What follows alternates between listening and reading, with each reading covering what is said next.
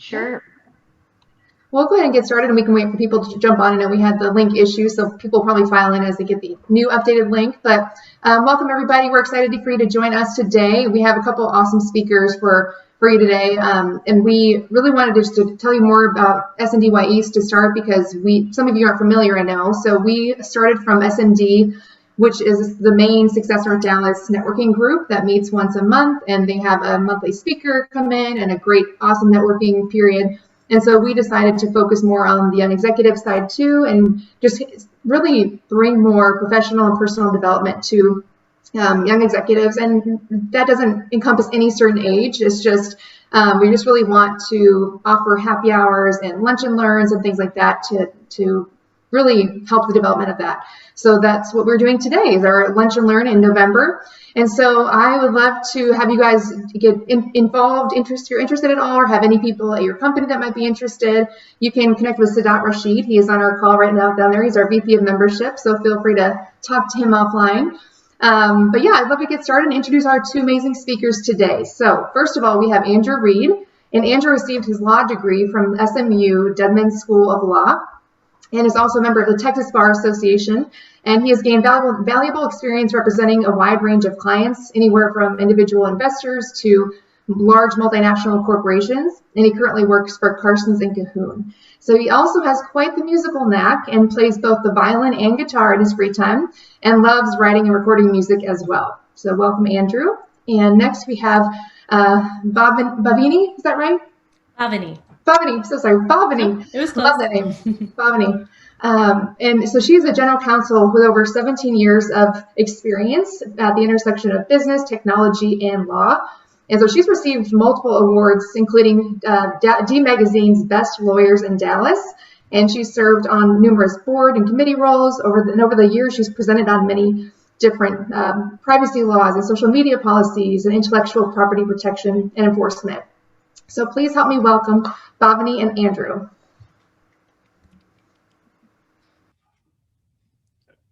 Thank you, everyone, for having us speak today. It's an honor to be able to do this with Bhavini, and she's been one of my mentors going through law school, and before that, I will say right now that she is the whole reason I stayed in law school. That's not true. Okay, I'll let you speak. I'm sorry.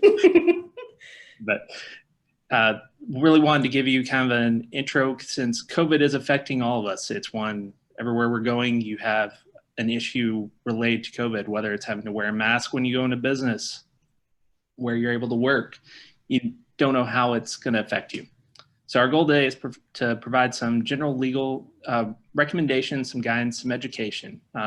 We'll say that do not take this strictly as legal advice, because every situation has its own unique facts or considerations. In particular, depending on your location, things will change dramatically. So if you have a specific issue, talk to an attorney, but this can give you some general education and some thoughts and guidance to what questions you may want to ask as you go through dealing with typical issues as we go through this COVID world. So one can start out by asking Bhavini, really to start out from being that she has a background of general counsel, which means she was in-house working for companies, helping, assisting with contracts, HR, intellectual property, all of the above, anything related to legal. What is some general advice you would give to companies and individuals that are working out there dealing with COVID-19? Yes, so thank you, Kirsten, and thank you, Andrew, for those lovely introductions. Kirsten, you did a good job with the introduction, because I did not know, I've known Andrew for so long, and I had no idea he was a violinist. So thank you for that. And again, Andrew, you were very generous with your intro as well. This is an amazing time that we're all living through. Everyone is dealing with it in their own way, personally, business-wise, and trying to balance all the new nuances that are going on. But Andrew, you ask a very, very good question.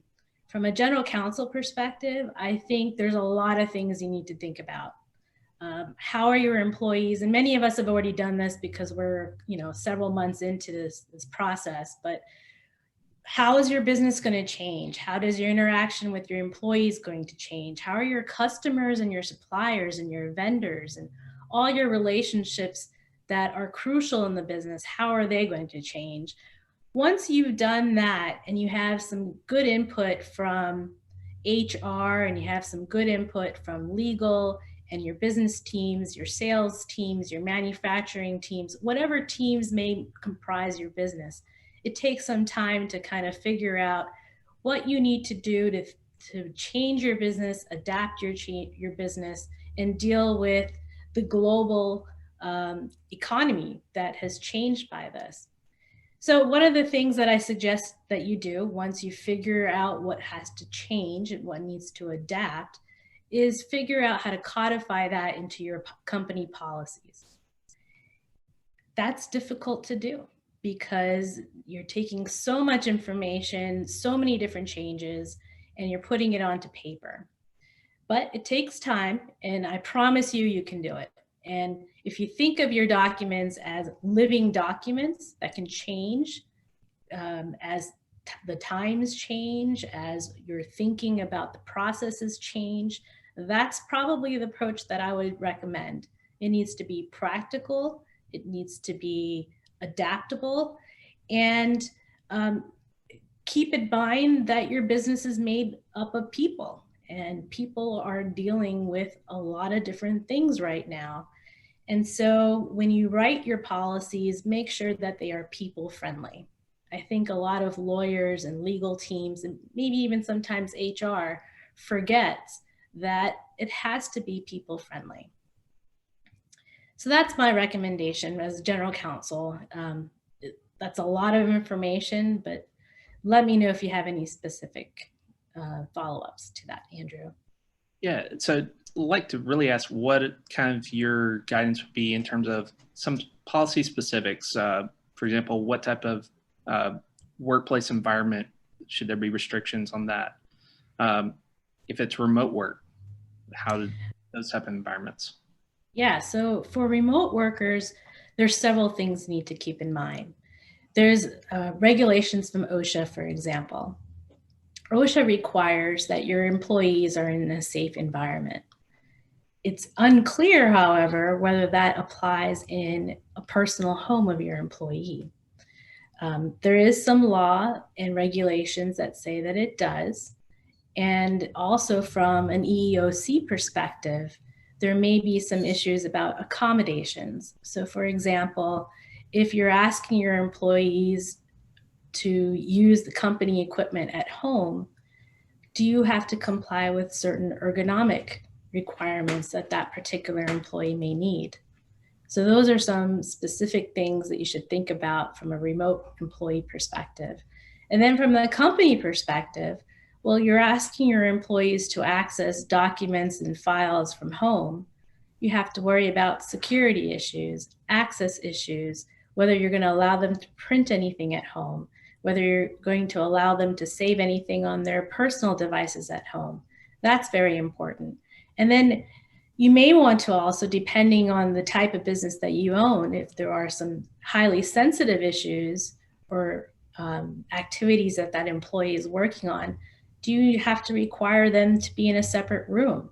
Do you allow them to project their work material on a TV, for example, or a large size monitor where other folks in the household can also view it or have access to it? And so these are very interesting issues.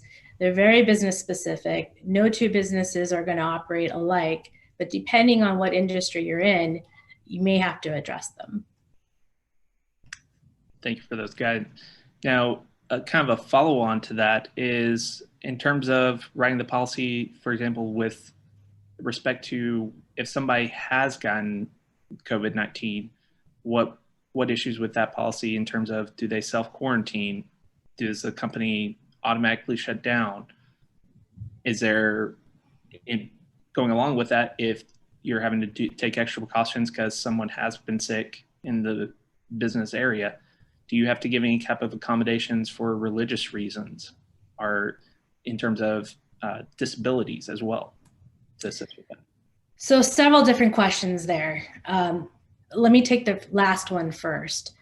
Can you require an employee to wear a mask if there's some sort of health issue or a religious issue that tells them that they can't wear a mask?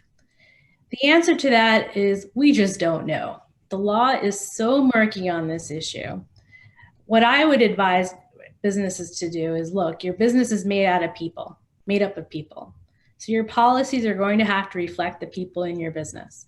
And if there's a person in your workforce that requires an accommodation, you're going to have to provide it. The same way that if they have a disability and they request an accommodation under the ADA rules, the American Disability Act, the same way you're going to have to accommodate their request if there's a religious or a health issue for them, for example, not wearing a mask. Okay. Yeah. So that, I think that definitely helps out there. In terms of working, in terms of having when you have somebody test positive, how would you recommend a company handle that? I know a lot of companies going into the issue. I'm sorry. No, you're good. Yeah. No, you asked that question. So if they test positive, there's several things that the company needs to think about. They need to look at where the employee works. Are they working in a communal environment with other employees? For example, a warehouse or an office environment, or are they working remotely? Your rules may be different if the employee is stay at home versus if they're in a communal environment. And so let's take the communal environment first. If they test positive for COVID, your policy is that they need to report it to HR. You need to also keep those reports and those activities confidential according to HIPAA rules, but your policy may need to reflect the steps that they take to report the positive test. And then also what remedial measures you may take. So the company may decide that now they need to do contract tracing with other folks in that communal environment to address, well, okay, we have a positive diagnosis. We want to make sure that the health and safety of the rest of our team is also secure. The company may also decide that once there's a positive case, that we need to give them time to become healthy again. So what is your sick policy? What is your sick leave policy? What is the policy with respect to how much time you give them? Or what happens if there are multiple people that are testing positive? Do you shut down the entire environment?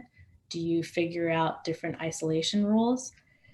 So it just depends on the business. It depends on the situation, but certainly a company should take action if there is a positive test within the workforce in a communal environment. Now the question becomes, what happens if they're a remote worker? I don't know. Perhaps the sick policy also comes into place, obviously, if they need to get better and become healthy again. But do you have to do contact tracing? Probably not. So again, the company needs to figure out, where the workforce is, what the situation could be, and perhaps make a flow chart of what the process should be once a positive diagnosis is reported to the company. Also, OSHA may actually require you to report it to them, depending on your industry. So that's another thing you need to keep in mind. Bonnie, we have a quick question from the chat, unless Andrew, you're going to get that. That's what I was. Go for it. So one of the individuals here was asking if an employee falls ill to COVID, is the company legally bound to advise their colleagues at University of Texas Dallas, students, staff, and any contractors are informed of the location for purposes of contact tracing. Personnel are also required to report daily if they will be on campus. Right. So the university environment, especially the UT environment, is a special environment. It's essentially a quasi-governmental place. It's a state-owned entity. So the rules are going to be a little bit different than if you're a privately owned company. So is there a requirement that you report it? Probably not, but in order for a company to stay compliant with OSHA rules, and you have to maintain a safe and healthy environment, your company policy probably should be that if you're positive, you need to report it. And is there going to be a reprimand or a disciplinary action if the person does not report it? again, that the company needs to assess what to do there. From a legal perspective, I would always probably take the more conservative approach because I'm trying to protect the reputation and the liability that the company may incur. And my recommendation would be, yes, there should be a disciplinary action. Perhaps there's a suspension of the employee for a certain amount of time until they're healthy again. And then perhaps that's definitely one. Termination, I'm not sure if that would be something that we would, as a company, decide to do. It would certainly depend on the case by case and basis and how egregious the behavior was. So kind of a follow on to that, can a company force its employees to get testing for COVID? Yes, they can. Again, it depends on the industry. The more essential your business is, the more likelihood that if there ever was a pushback on it, that they would prevail. But yes, absolutely. What they cannot do, and what I've read recently, and again, the case law is very murky because this is very new.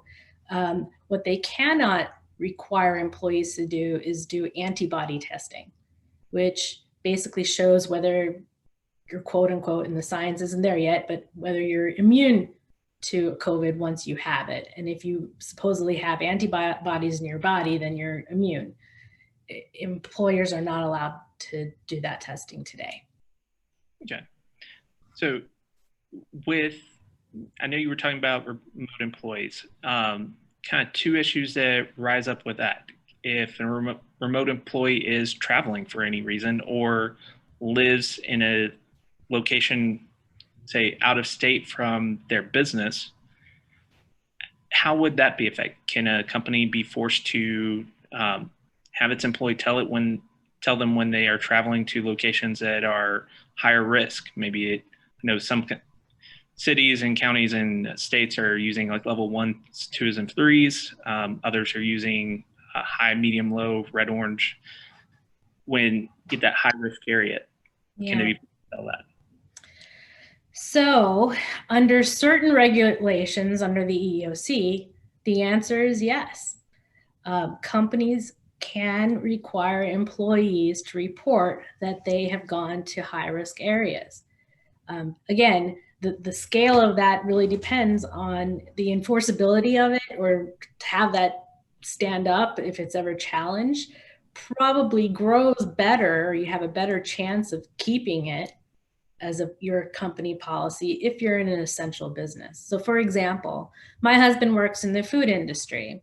He is on their R&D team. So he may have to travel to a co-pack or a manufacturer's plant under the scope of his employment to see if, to do some sort of experiments. Well, if that co-packing manufacturing plant is located in a high-risk area, and he starts gaining some sort of symptoms, the company not only told him to go in that area, that's part of his job description, but then he tested positive for COVID. I can't believe I'm doing this scenario, but let's say, he did that. And that's a horrible situation, because now the company may actually be liable for putting him in a situation that was unsafe for him in the first place. But your question was, what if my husband, with that, outside of the scope of his employment, if he went to a high risk area, does the company now have the right to ask him about his personal travel? And the EEOC says, yes, you can. Now, a lot of this hasn't been litigated. A lot of it hasn't been fleshed out, but that's what the regulations currently say. It could change over time. I know right now it's kind of a whole kind of new world of things are kind of in delay, because I know a lot of courts still aren't open. So a lot of litigation is not ongoing. So a lot of this we have no idea on right now. But one thing you kind of touched on a little bit is if there is travel, and for example, kind of following up on the example you gave of if your husband had traveled there, he comes back and, for example, say the company says, oh, you're going to have to work from home for 2 weeks to self-quarantine now because you were in a high-risk area, and you're going to have to get a COVID test. Can they force that expense on the employee, or does that expense fall to the employer since they were the one, it's enforced via their policy? So I'm going to answer that in two ways. If I'm general counsel of a company, I am not going to force my employee to incur costs on a COVID test because I put them in a situation that required that test in the first place. That's my business hat, and that's my general counsel hat. As a lawyer, maybe perhaps as outside counsel, counseling the company, I'd give them both sides of the coin there. First would be the way I just answered it, and then second would be, well, maybe they weren't careful while they were there. Maybe they didn't wear a mask. They didn't follow our safety and health regulations, and because they didn't, that's why they got sick. That could be an option too. But best practice for me and advising all of you as business leaders, incur the cost as a company because you put that employee in that position. It's the right thing to do. But the law is murky on it, so I can't answer it from a legal perspective. Yeah, what about a situation where a company decides that maybe there's not a stay-at-home order in their region, but they decide, oh, we're going to do stay at home for a month, and say some of their employees, for example, don't have a computer, don't have access to certain equipment they may need, such as a desk or things like that. Should a policy address that of, for example, can there be reimbursement to the employee for if they have to go buy certain items to be able to do the work from home, or if the company cannot provide it? How would you recommend a policy change there? I know there's several companies that face that issue. Yeah, so most technology-centric companies already have a work from home policy, and those policies define how much allocation they give for equipment, perhaps a table or chair for ergonomic accommodations for a particular employee. Those policies will probably spill over into the situation that you just described right now. There may be a separate policy for COVID related, because now let's say 100% of your workforce is working from home, whereas before it was just maybe 20%, let's say. Well, now the company needs to decide, are we going to be able to incur those costs from a company perspective? We want our employees to be productive, so we have to provide them the equipment. And then what happens if we fail to do it and the employee loses their jobs? Well, does that employee have a cause of action against the company because the company failed to provide what I needed to do my job duties? That's going to be an issue. And my sense is that, again, it hasn't been fleshed out in the COVID environment, but my sense is that the employee would prevail in such an action because they were prevented from doing their job. Okay. That kind of raises an interesting point there of kind of talking about if someone could potentially lose their job. We've kind of talked about how if somebody got infected with COVID, but what if they are in a position where they shouldn't have to be doing heavy lifting, et cetera, but they're at home, say they've got to move a printer because they're having to go from their home office, change it to another room. They fall and injure themselves or drop it on their foot, break their foot. How does that come into play with an employee that gets hurt? Is that something that's addressed in the policy, saying if it's work related, the company covers it, or if because it happened at home, it's just covered under the general health insurance? Absolutely. You need to think about that. An employee may actually put a workers' comp claim if they are injured in the scope of doing their job duties at home. So the policy should definitely address it. Okay. Yeah. So kind of touched a lot on some of the generalities that could come around with these policies. Anything else that you can think of? I know you kind of touched on it a little bit, but talking about how with the remote workers, kind of recommendations for policies for various companies, just kind of give an example of a recruiting staffing company, if they're working from home or working in other locations, would you say that that policy probably needs to cover where a non-disclosure where they're not able to project information, getting it out publicly, putting it out in situations like that? Then I'm thinking also when you got high-tech companies where they have a lot of trade secrets, do you think the NDAs and other company employment agreements need to also reflect this COVID world now that we are having these changes, and how would you recommend some of those? What could be relatively small changes? I think you bring up some very good points. Yes, your policies do need to address them. Two, and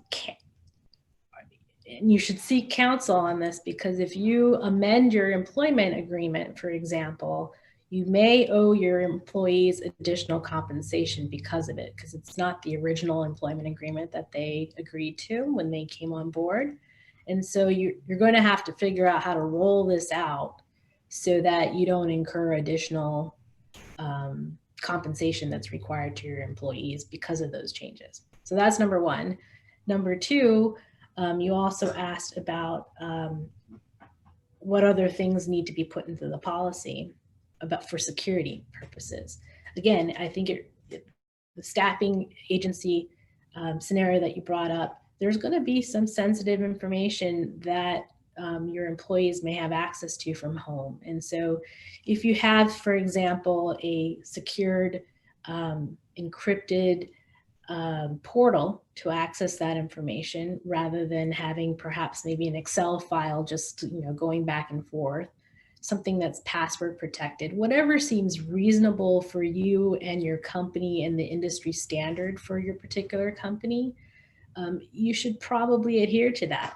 And then maybe just add a little bit more to show that you recognize that there are more people now accessing your sensitive materials online.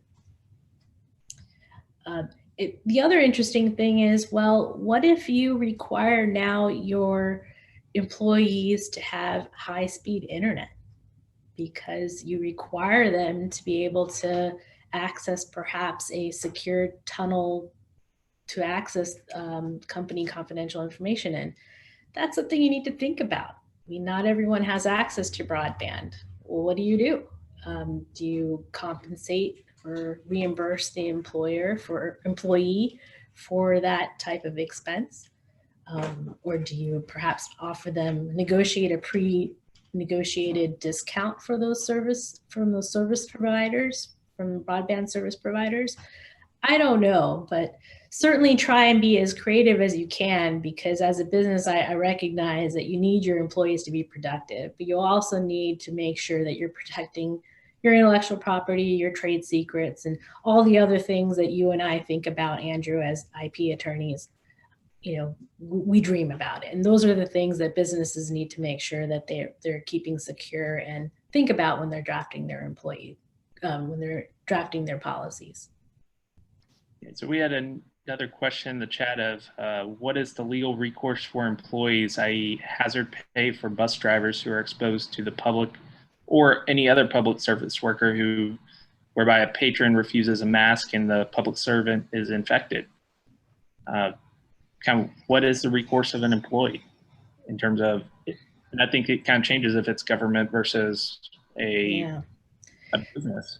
So, there's several aspects of this. One, how is that employee going to prove this? First of all, it's a very difficult claim to prove.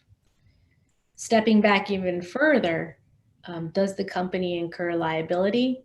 We don't know for sure. My sense is saying that they could, because they have not provided a safe working environment for their employee as they're required by regulation. So I wish I had a better answer for you on that one. I am not aware of any requirements for hazard pay. Maybe that's state by state, or perhaps if it's a regulated industry, maybe there's a regulation that tells you that you need to give hazard pay. But I'm not aware of any broad-based requirement to provide that. I will kind of go into there is one case out there that has kind of come up that could kind of follow on to that. And that is that there was a case of a Trader Joe employee that actually had started a Facebook group, started talking about the issues that they were having there, saying, and I kind of going on with what Bhavani was saying of, they were saying they were an unsafe working environment. And ultimately, he was let go from the company, and he's now saying he's been let go because of that Facebook group, those messages that were put out there. So I think that can also bring up a lot of issues here of, does your company have a social media policy? And are you walking through that and making sure your company is enforcing that, particularly when employees are remote? One thing that I have seen in agreements that have come across my desk is whether that employee is posting via a company device. Because if they're posting using company resources, but then disparaging the company, that gets into a lot of major issues there. So what I would kind of follow on to kind of what Bhavani said already is that might be a time to kind of take a step back, review those policies, put them out there again, and tell your employees, hey, be careful about what you're doing. Make sure you're walking through all the steps. Don't get yourself in trouble just because you're not in that same environment every day that you normally are. Or if you are, make sure you're taking proper steps. Agreed. And that, as you know, that's a really recent case filed in Kentucky. So we don't know how that's going to flesh out. But maybe a good question to ask you, Andrew, is, just hearing the allegations, what are some of the recommendations besides those that you asked, some specific changes to policies that they can make today to prevent what happened with the Trader Joe's case from happening at your company? I think ultimately the biggest thing that I would say that comes to top of mind is make sure all your employees know that you have some type of confidentiality about what's being done in the workplace. I mean, anything related to business plans, operations, anything related to human resources, HR, contacts, all of that can be considered trade secrets. So it might be time to reinforce the NDA confidentiality clauses, make sure that your employees know that, hey, you're under an obligation not to put any information like this out there. Here's some examples. Just be good about that. And then the other thing is, you might want to just talk about restricting what your employees can post in certain situations. I think one example of that would be, just say, if you're having to work on a location, you can't be talking about what location you're at, things of that nature, because we are in a lot of places are still work from home. If you have an employee posting that they're having to be working somewhere and it comes back, maybe they're non-essential, that gets into a whole lot of situations that could create some problems. So it might be one of those, following up on your social media policies of restricting what they can say, but also remember, kind of going back to what Bhavani said earlier, your employees are people. Make sure it is friendly to them, but also make sure that you have restrictions in place that do protect your company. I agree, Andrew, and you make up some really good points. We haven't mentioned, and it was my favorite word when I was at my tech company as general counsel, is training.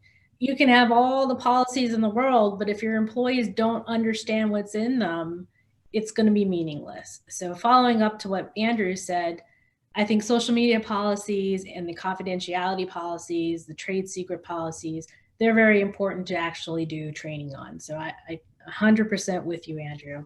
And then kind of building on that, well, now we have not only policies that are between the company and employees, but we also have a lot of contracts at our company. I mean, businesses don't operate without contracts. They could be contracts with your vendors or your financiers, your bank. It could be contracts with your customers. What are some of the things that you're seeing in your practice, Andrew, that are being, there's some sort of issues that are popping up with contracts, and what are you seeing? So big one here is that you have what's called force majeure clauses, which basically says act of God prevents you from performing. Here's how it's handled. Well, a lot of those weren't written in respect to a pandemic or where orders were put in place forcing people to stay at home. So a lot of what we're seeing is a lot of contracts are being updated, making sure that they cover those situations, kind of pre-planning for if it happens again in the future. How are you going to handle it in terms of working with a vendor? Say you don't have anybody working in the office, but the vendor sends the bill to the office. If you're on the stay-at-home order, that you're given so many days to once that order is lifted to respond to that bill. You can't be held in collections, etc. Things like that. A lot of it just depends on what type of contract it is. A lot of vendor supply agreements, just making sure there's some catch-alls in there of if there is type of any situation that prevents service from being provided, what if there's any compensation, is there a way that how much a delay is reasonable in that situation, how that can be covered. And also the notice provisions, just making sure if you are a business and you are in a situation where you get told you've got to stay at home, it's always a good idea. Let all of when you're letting your employees know, also let your vendors and if you're in a client situation or you have customers, it's always a good idea to push an email message, social media message, something out saying, we're going to be following these orders. If you need us here, and provide some ways to contact you that are outside of the office so that you don't lose your clients or customers, but you still have that forethought of communicating with them.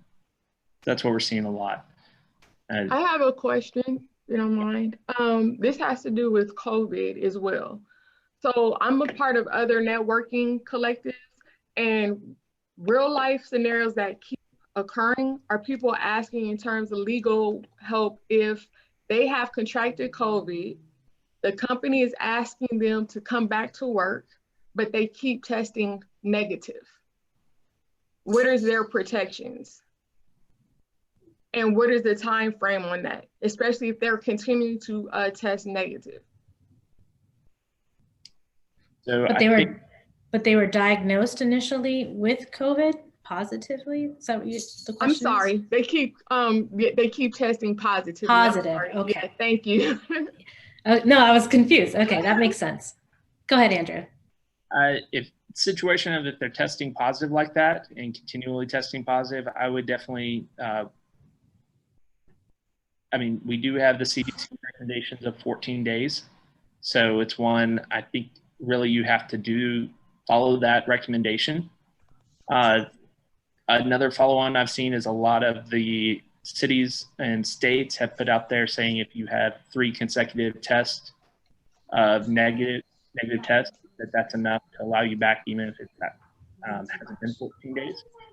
So it might just be checking with the local rules and regulations to see what they say. I know here in Dallas, they have the recommendation that's down in the order of what they consider to be a positive test, how that positive test is to be handled, how many days you have to self-quarantine, how you can get out of that early. And I believe it is the three days of consecutive negative test. Yeah, but the issue here with the scenario that Majidi is bringing up is they are continuing to be tested positive, and the companies say, hey, we don't care. We want you to come back into the office or in the work environment. I mean, from a general counsel perspective, I'm hoping that any company I ever work with never has that policy, because I'm just shooting myself in the foot. I mean, this person is positive, and there goes 20 other people once they're back in the office environment, and I just lost a quarter of my workforce because I let somebody back in. So I don't know how to answer your question from the employee perspective. That I almost feel like they need a doctor's note or something. But normally we would do in any situation in your HR policy about folks that can't come back to work because of a medical reason. But I would hope that the company wakes up a little bit and changes their policy, because their business is made out of people. I keep saying that, but I mean, that's how I ran my legal department at my company, and I'm hoping that other legal teams do the same thing. You just can't do things like that. And that employee may have a recourse to the employer because of it. It just doesn't seem fair to me. And the law is about being fair.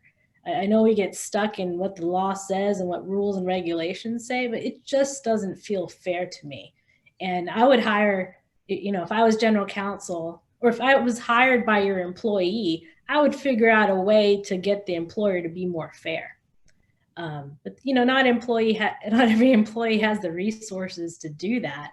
I would recommend, though, that they follow what they normally would do in any medical situation, which is get a doctor's note and provide that to the HR department and see if the HR department will do the right thing and be their advocate to the rest of the team that's forcing this employee to come back to the workplace. And also realize that it is bad for the company to have a sick employee in the environment. Now, Andrew this is where he's probably going to slap my hand a little bit and say, well, that's not what lawyers say. But I really, truly believe that. I think there needs to be a component of fairness. I think, I don't know. I'm sorry that this person is in this situation, and I hope they find a way to get something that works in their favor. And I think we had a follow-on question to that in the chat was kind of been talking from the employer perspective, but for an employee, if they have an issue with one of these policies, or for example, this situation that was just presented, that example, what legal recourse do they have? And it would be one, hopefully your company has an internal legal team. Reach out to them and say, hopefully if there is a policy, maybe you can point to the policy and say, hey, it seems like I'm being told to violate the policy. Yeah, I almost feel like there may be an EOC claim here, or perhaps an ADA type claim as well. Mm-hmm. So if they have the resources, perhaps they should seek counsel of an employment attorney that might be able to help them through that process. And from what I understand, I think the State Bar of Texas too, and Andrew, you can correct me if I'm wrong, but they do provide free legal services to certain folks of the community. And so they may want us to reach out and see if they can't get some help through legal aid. Yeah, the State Bar has a lot of programs for volunteer attorneys. I know we have one here in Dallas Volunteer Attorney Program. They have a hotline that's specifically set up for COVID-related issues right now, if I recall. They specifically set that up. The State Bar also has that, I believe. So kind of a recommendation across the whole United States is reach out to the Bar Association in that state, and they should be able to point you at least to someone that can at least answer some questions and be able to assist at that point if it's necessary. So yeah. So just kind of going back to the contract conversation that we were having, Andrew, a lot of times people are always asking me the same question about, similar to what Majdi was saying about the employee diagnosed positive and being forced to coming back to the company. What about situations where you're just simply in a contract for perhaps renting a venue for a company retreat or something like that? Maybe SNDYE has an agreement for a venue to have a meeting every month or something. How do people get out of those contracts when they may have been signed months or maybe even a year ahead of time? First of all, it's hoping that there is some clause in there that says if the facility or there's some type of, well, like I was saying earlier, the force majeure clause. Hopefully that can cover that situation. If not, it's really just going to the other party and saying, we realize we can't have this.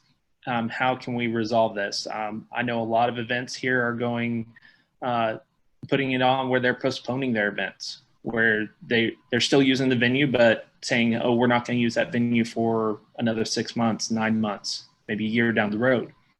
And doing it that way, I know a lot of venues, they realize they have a situation now where they may not be able to host an event.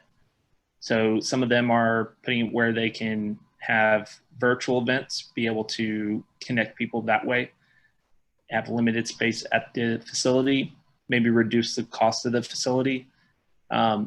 It's really kind of a situation by situation as to how people want to handle it. I know seeing several points so far where people are getting situations of they're losing their place of business because they can't pay for the rent right away, or they're getting sued for back payment on rent. Well, that's raising a lot of questions because a lot of the states, and I believe, and I don't hold me to this, but I believe from what I've recently read is Texas is still holding out where you can't evict people because that's a situation of they may not have the resources available to resolve that. So they have an anti-eviction order in place, at least temporarily. So situations like that really would, and it sounds cliche, but I would say go talk to an attorney at that point, have them review that contract again and say, is there any type of those policies in place? Is it covered by one of the eviction orders that says that can't happen? And if you're in a venue situation, look at postponing it, look at ways to do it. Maybe you have a clause that lets you get out of it for a small, relatively small fee compared to what you would have paid to host the event. Yeah, and I would say also don't be afraid to just approach the other party and renegotiate your contract. Folks are hurting for business right now, and so rather than being, litigious about a previous contract that had been agreed to, perhaps renegotiate one for the future. Both sides can win that way. I know we're running out of time, Andrew, but I did have one other question because you and I, our first love is intellectual property, and I would be remiss if I didn't ask you, businesses, are they handling intellectual property any different at all during the pandemic? I will say it's a yes and no. Yes, they are handling it different because a lot of companies kind of goes back to that trade secret situation of, do you allow employees to access documents remotely? What can they do with it? Really looking at making sure they're enforcing those policies. One thing that I'm always conscious with talking to clients in the patent world, you have what we call bars related to public disclosure of a document or any invention. So making sure that those situations are covered, make sure those employees know that, hey, you can't be taking this out in public. Don't be talking about it in public. Only work at a secure location at your home, or if you're actually in the office, don't be going and having a meeting at the local coffee shop just because you want to get out of the house. Because those situations can arise and that can be a major issue. In terms of related to no, just like before the pandemic, people and companies are looking at that and looking at the cost related to intellectual property and checking on that. It's a good time for companies to go through and just go take a look at what your assets are, look at what you have available, look at the cost of maintaining that, look at how it actually affects your company. Maybe time to trim some stuff out, or it may be time to actually push forward if the capital is there. So it's all just kind of creating a balanced situation of not spending too much, but also spending the right amount to set yourself forward. Because something that we have seen in the past, particularly with related to litigation for companies, is when the economy turns down, most companies start looking for ways to start pushing competitors out of the market because market share becomes more critical as the dollars aren't available. So they start becoming more litigious and more enforcement actions can come about. Haven't really seen that yet with COVID-19, but if the economy changes much, I think we're going to see that. So companies kind of need to be aware, be ready to handle that situation if it comes about. Great. Thank you, Andrew. You're welcome. I think we're right at 1 o'clock. So Yes. what would you like to do?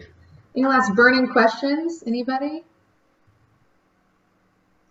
All right. Well, this has been such a great discussion and amazing questions and thoughts and ideas. Thank you guys for your participation too. And just everything you had to share, both Andrew and Bhavani. Thank you so much again.